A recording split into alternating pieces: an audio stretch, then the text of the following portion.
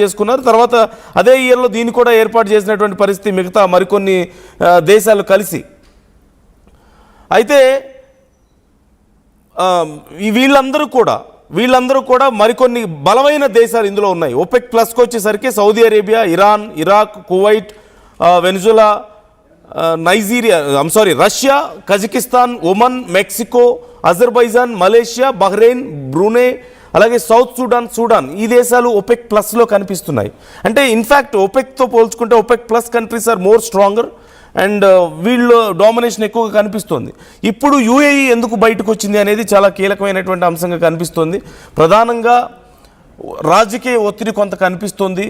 దాని నుంచి తట్టుకోవడానికి కూడా యూఏఈ బయటకు వచ్చింది అన్నటువంటి నిర్ణయాలు కనిపిస్తున్నాయి. సౌదీ అరేబియా చాలా స్ట్రాంగ్గా ఉంది. సౌదీ అరేబియానే ఎక్కువగా ఒక రకంగా డిక్టేట్ చేస్తుంది ఓపెక్ని, కాబట్టి దాని నుంచి బయటకు వస్తున్నామని. లేదు అంటే ఇప్పుడున్న పరిస్థితుల్లో ఆర్థికంగా మరింత బలపడాలి అంటే వీళ్ళు పెడుతున్నటువంటి ఆంక్షల్ని దాటి ఉత్పత్తి చేయాలి.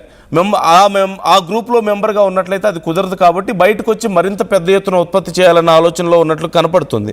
సో దీంతో పాటు మరికొన్ని అంతర్గత రాజకీయ పరిస్థితులు కూడా కనిపిస్తున్నాయి. అఫ్కోర్స్ అందులో సౌదీ అరేబియా డామినేషన్ని యూఏఈ తట్టుకోలేకపోతుంది. దానికి చెక్ పెట్టడం కోసమే బయటకు వచ్చింది అంటూ తెలుస్తుంది.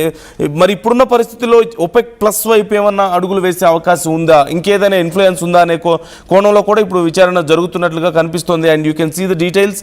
ఇప్పటికే యూఏఈ తప్పుకుంటూ తీసుకున్నటువంటి నిర్ణయానికి సంబంధించినటువంటి డీటెయిల్స్ నేను మీకు స్క్రీన్ మీద చూపిస్తున్నాను. May 1 నుంచి ఈ నిర్ణయం అమల్లోకి రాబోతుంది. మరి బయటకు వచ్చిన తర్వాత ఇంకా ఎలాంటి నిర్ణయాలు ఉండబోతున్నాయి, ఎంత పెద్ద స్థాయిలో ఉత్పత్తి చేయబోతున్నారు, ఏ కంట్రీస్తో ఇప్పుడు మళ్ళీ కొత్తగా నెగోషియేషన్స్ ఉండబోతున్నాయి, ఎంతకి బిజినెస్ ఉండబోతుంది అనేది చాలా కీలకంగా మారింది. అండ్ అఫ్ కోర్స్ ఇప్పుడు యూఏఈతో పాటుగా మరికొన్ని దేశాలు కూడా బయటకు వచ్చే అవకాశాలు చాలా క్లియర్గా కనిపిస్తున్నాయి.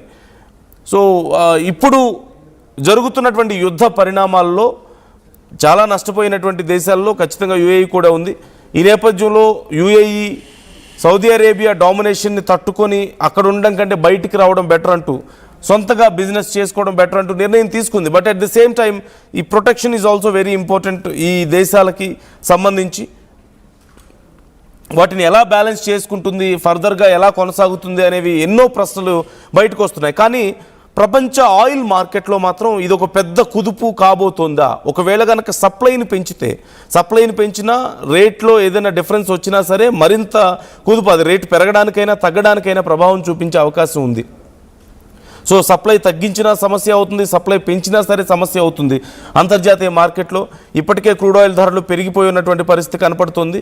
ఇలాంటి టైంలో యూఏఈ లాంటి ఒక కీలకమైనటువంటి సప్లయర్ అండ్ అందులోనూ సెకండ్ లార్జెస్ట్ సప్లయర్ ఓపెక్లో, ఇలాంటి పరిస్థితుల్లో వాళ్ళు బయటికి రావడం అనేది ఓపెక్ నుంచి చాలా పెద్ద కుదుపు అనే చెప్పాలి.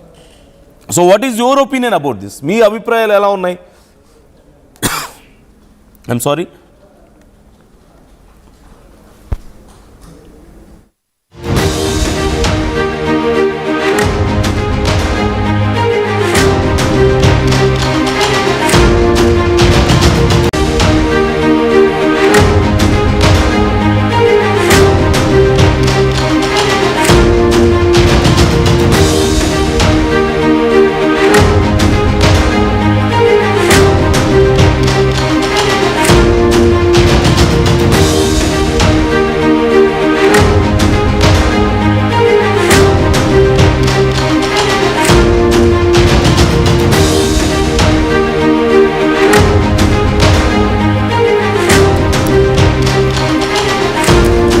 మరొక కీలక పరిణామం చోటు చేసుకుంది అంతర్జాతీయ స్థాయిలో.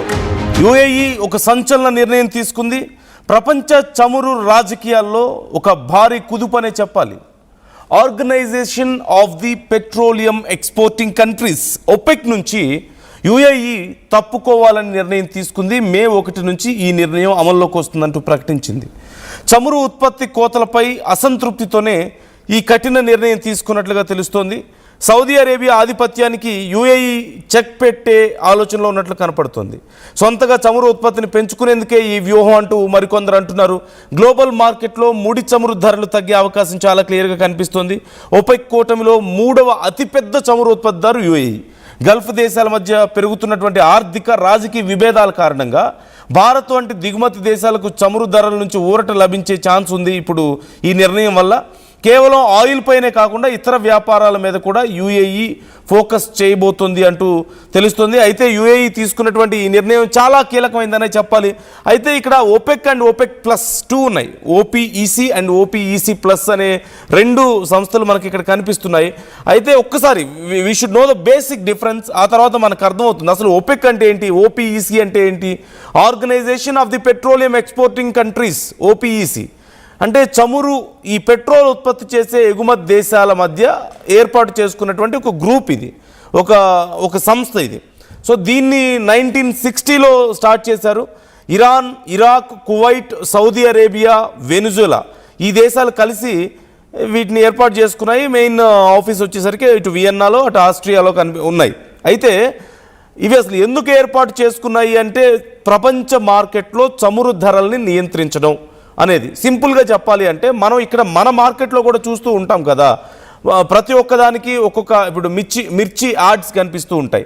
ఇప్పుడు మిర్చి పంట గుంటూరు లాంటి ప్రదేశాల్లో ఎక్కువగా పండుతూ ఉంటాయి, అక్కడ మిర్చి యాడ్స్ కనిపిస్తూ ఉంటాయి.